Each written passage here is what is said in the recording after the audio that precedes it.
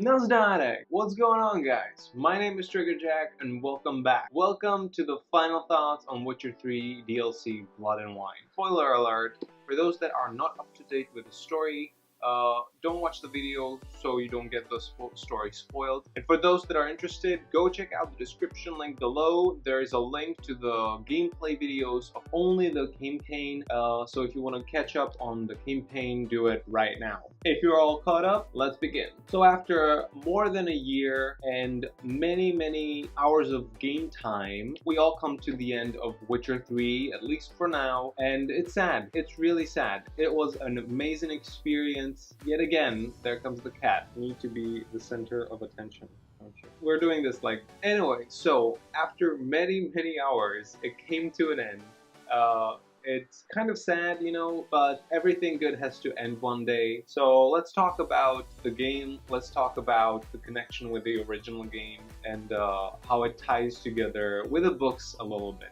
I don't know if you guys read the books before playing the game. I personally started reading the books very shortly before the game actually came out, and I was finishing the books series like during the first few months of the release of the original Witcher 3 game.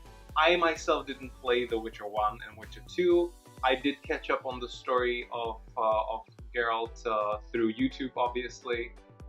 And what happened in The Witcher 1, Witcher 2, as most of us probably did. But anyway, as many of you guys, I just didn't get the memo of existence of this kind of amazing game. My computer was always kind of shitty, so I never actually got to play that many video games on my own computer. But anyway, once I found out about Witcher 3 and the story behind it, and once I started reading those books, it completely swallowed me. And it's definitely one of my favorite, and maybe even the most favorite fantasy stories ever. I do love Lord of the Rings and these kind of stories, but Witcher 3, Witcher and the books by Andrzej Sapkowski are definitely one of my favorite. I think it's because of the adult approach, I guess, if that's the way you want to call it. But it's the fun that he pokes at humanity, and the way he talks about issues that are in society that he presents in the fantasy world in a fun and exciting way. And I think that the game is perfect, or at least Witcher 3 is a perfect reincarnation of what he is doing in the books. I don't know what his own opinion or what Mr. Sapkowski's own opinion is on the Witcher games. I haven't really found any articles on him explaining or kind of saying what he thinks about them. But in my own opinion, reading the books, I think that the game perfectly sums up what he's trying to show in the stories. Let's hook it up back to the original Wild Hunt game. So in the Wild Hunt, Geralt is on a quest looking for Ciri, who is running away from Wild Hunt. This is not the first time that Geralt is actually searching for Ciri as she's running away. In the books, she already is trying to run away from being captured by the Nilfgaardian Empire, and by many other people, by the way. Actually, one of them is Vilgefortz, who is a magician. I don't want to spoil the story too much, so if you didn't read the books, it's totally worth it. There's so much that you get from the books that you then see in the game, and definitely I definitely suggest, if you read the books, play the game one more time, because there are so many hints in the story and in the conversation and the things the characters say to each other that link up the books with the game again, and that is so much fun. That is just unforgettable. In the books, just to make it short, Geralt is looking for Ciri several times for several different reasons. I think that this DLC actually hooks up the books to the game even more, and one of the reasons is Regis, because Regis is actually a character that we have already encountered in the game. Through Gwent, you can see Regis already, but how does he connect to the books? Well, there is a part in the books where Geralt is searching for Ciri, and he is on the way with Marigold, of course, whoever else. And gradually, Geralt builds up a party who is searching for Ciri altogether. All of the characters that build up the party that searches for Ciri are very interesting characters, and they spend quite a lot of time in the books with Geralt searching for Ciri. And they all kind of have their own reasons, their backstories, and the books are very good at describing them and focusing on the characters themselves. But you can already see these characters in the Gwent cards. Not only in the game, but also in the physical copy of the Gwent cards, they are represented there, and they are Milva, Cahir, and Regis. So connecting it to the original Witcher 3 game, The Wild Hunt, so this DLC is happening while after the end of the original game. So although you can play the DLC before you end the original campaign, you simply have to be a level of 35, I think, at least. There is a link, or I mean at the end of the game, or at the end of DLC, the resulting situation that you end up with is reflecting your decisions in the end of Wild Hunt. So although the game can be played separately, or at least it seems like, there's a lot of links between the two games, or the original game and the DLC, that kind of affect the way that you actually play out the game. One of the things that I wanted to talk about is the original approach of CD Projekt Red to the customers and the way that they presented the game. I mean, you pay about $60 for a game and you expect the game to be pretty good, right? And most of the time you just get the game and you're happy with it. Some of the times you're just not really happy that much, even though you spent so much money on it. But here, you get a game that is pretty amazing. You have hundreds and hundreds of hours that you can play. And not only you get the game, you also get a kick-ass map. You also get a freaking soundtrack for the game. And most importantly, you get a freaking thank you letter from the producers saying thank you for spending your hard-earned money for this game. And I think that that sets the bar so high against the other competing producers. I actually haven't really experienced buying a game and having a thank you letter in it, thanking me for actually buying the game. And I mean, plus to that, you get 16 DLCs in the original game that you can download for free. I think that is amazing. Of course, when you buy the DLCs, there isn't that much free stuff that goes with it, because there aren't many updates that you can do. You get the patches, obviously, and right when the DLC Blood and Wine was released, you got several patches a few days after the release, because there were some issues with the quests and finishing the quests and so on. And Roach again. But that is something automatic, and that's one of the issues that many games today have. They are getting patched up along the way. Back to the Witcher 3, because I don't think that Witcher 3 was actually this kind of situation. Yes, there were many patches, and there were several glitches that have been with the game since the beginning, like Roach again. Or the fighting system, you know, the glitch where you cannot basically jump over a friggin' table or anything when you're in a fight mode, so whatever. But several things like finishing quests and stuff like that, but with a game that has so many quests originally or in the beginning, or to begin with, you know, you have to expect that there have to be some fixes or some changes that have to be done in order to make the game functional and make it work. Still, I think that CD Projekt Red and the Witcher 3 game and the DLCs have been a perfect presentation of how it should be. How the producers should approach the customers, how they should present the game to the customers, value their purchase, and how they should develop the game. Because when you look at the specific DLCs, even the Hearts of Stone, and then the Blood and Wine, you can see so much development in the games themselves. You can see that the producers actually took in all the feedback that they got, all the mistakes that they made, and they just improved on them. And I think for that, CD Projekt should be appraised for a while. So anyway, let's talk about the DLC itself. How was it? What was the story? I mean, you guys know. If you don't, go check out the link below to see the gameplay of the main campaign without the side quests, so you get the story and go what it's about. It's not a very complicated story, but the way that they present it is very enjoyable and very cool. And it's filled with Easter eggs, not only for other games and movies, but also with the books. But what could have been better? I suppose one of the things that I was a little upset about was the Gwent in this game. I did not like Skellige deck.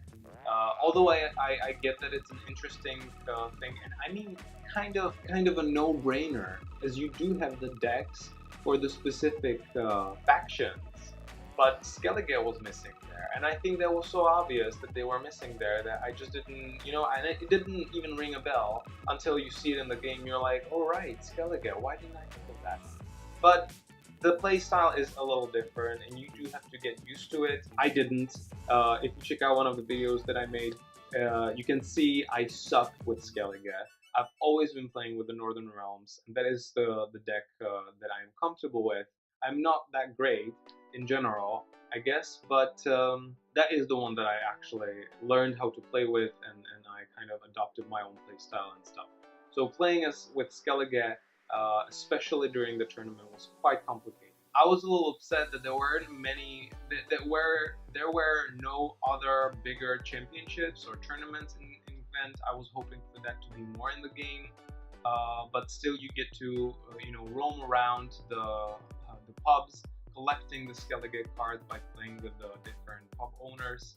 But I find that the pub owners are, or the people that you play with around the map aren't as challenging as I would expect. Because if you play the original game, you've got in quite a lot of hours of playing just Gwent itself, because that became such a huge part of the game. And you do get some skill. And so I would say that the difficulty of the side Gwent games could be a little higher. What I did like was that you can train Vent at your own villa with the Majordomus, with BB, which I think is really cool. And you can set it up to the way that you want to play with. You know, if you want a higher difficulty or lower difficulty, that's cool. If you want a specific deck you want to play with, that's cool too. I think that was a very nice concept. What else could have been done better is the villa. I did like that Geralt gets his own establishment and that he gets to upgrade it and develop it, and it does change the way the villa looks and the people that are around the area look like, you know, or the number of people that are around the area changes with the amount of upgrades that you make on the house. I do like that there is one side quest from the main mission if you play the spoon mission or whatever. If you lift the curse, you get your own private cook or chef, because I heard that cook is the word for someone who does drugs. I don't know. Anyway, I do like that. That is a nice touch to it, but I did hope that the villa would have a little more utilization in the game. That since it's a vineyard, I would expect that I would be able to produce wine and sell it or something like that. Nothing super hard, but something simple, you know. It would be nice to see that in the game, because now when once you finish the upgrades, and if you have come out of the original game, you probably have quite a bit of money, and so you can upgrade the villa pretty fast. It didn't take me that long, and I was out of money. Since once the main quests and all the side quests are done, there is really nothing much to do other than traveling and just discovering the game, which on its own is beautiful as well. Don't get me wrong, but still, I would hope that there would be something more to do with the villa and the strategy behind it. Maybe some business, something like that. My favorite part of the game, well, it's kind of hard to really pinpoint that down. What was the favorite thing of the game in general? The fact that Regis appeared. When I first saw him, I was like, oh my god, it's Regis, that's impossible. Although, he does look a little different in the game than he does depicted on the cards. But I think that's because of the regeneration. If you guys read the books, you would know. If you didn't, don't worry. I'm just gonna say this, if you don't want to get the book spoiled, turn off or skip right now about like half a minute ahead. If you don't care, then yeah, the last time Geralt sees Regis in the books, he gets turned into a pile of mush, and he basically is counted for as dead. So it's really nice to see Regis here being alive again, and the fact that he looks a little different. Another favorite part of the game was definitely the chapter or the segment for where Geralt gets sucked into the fairy tale book, and he is trying to save Sienna or find her in the fairy tale world, trying to get her out. That that part of the game, or in my opinion, was a perfect reflection of the writing style of Mr. Sapkowski. In all the books that he writes about Witcher and his stories, he does have hints on the conventional fairy tales or the traditional fairy tales that people tell each other. I mean, this guy is from Poland. The stories about Witcher are definitely influenced by the folklore and the traditional stories and the mysticism from this region, from Poland, from the whole Eastern and Central Europe. And I come from Czech Republic, so many of these hints and these stories I know about. I grew up with these stories, so seeing them in the game and in the book, and kind of the satirical or ironical hint behind them is really funny and it's really nice.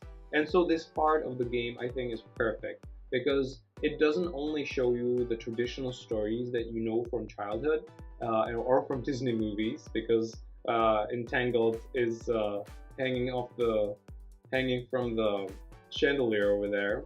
But you see the funny side of those stories, and I think that's the most interesting part. When Geralt accidentally steps on Thumbelina, what's her name? That was hilarious. That wasn't even part of a side quest or quest itself. It just happens if you go around. And that area in the game was to me the most favorite. I wish that I could go back and explore a little bit more because there were still some places that I would like to go, and I definitely want to replay that part again. I mean, riding a unicorn and everything, that's amazing. So yeah, definitely that is one of my favorite parts, the fairy tale world and the section where you get to play in that world. I would definitely want to come back to that and search through a little bit more and find more Easter eggs and things like that. I mean, and obviously there are so many Easter eggs in the game, like the selfie shot that Geralt or one of the characters takes in the side mission, etc., etc. Even the painting that Geralt is part of, and you see that in one of the videos as well. It's just so much fun. So overall, Blood and Wine was amazing, and I will definitely miss it. They said that it's about 25 hours of gameplay. I honestly think you can spend 35, 40 hours in, no problem. And for a DLC, I think that's an amazing time. It's definitely a game worth the money because the amount of gameplay you get for it and the amount of fun that you get out of the game is really, that's really priceless. So if you didn't get the game but you watched the videos, I think you should still get the game. I think you should definitely get the books, and it's just so much fun. And it's not just the game, it's not just fantasy world. There is a hidden meaning behind it. It does talk about the humanity and the issues that they deal with, about discrimination, racism, bigotry in general. Anyway, if you do like this the video, please leave a like. Hit me up on Twitter. We can talk about Witcher and Geralt and all kinds of connected to that. Leave a comment in the comment section below. Subscribe for more videos like this. Yeah, so have a good one. Thank you for watching. I hope you enjoyed, and I'll see you next time. Bye-bye.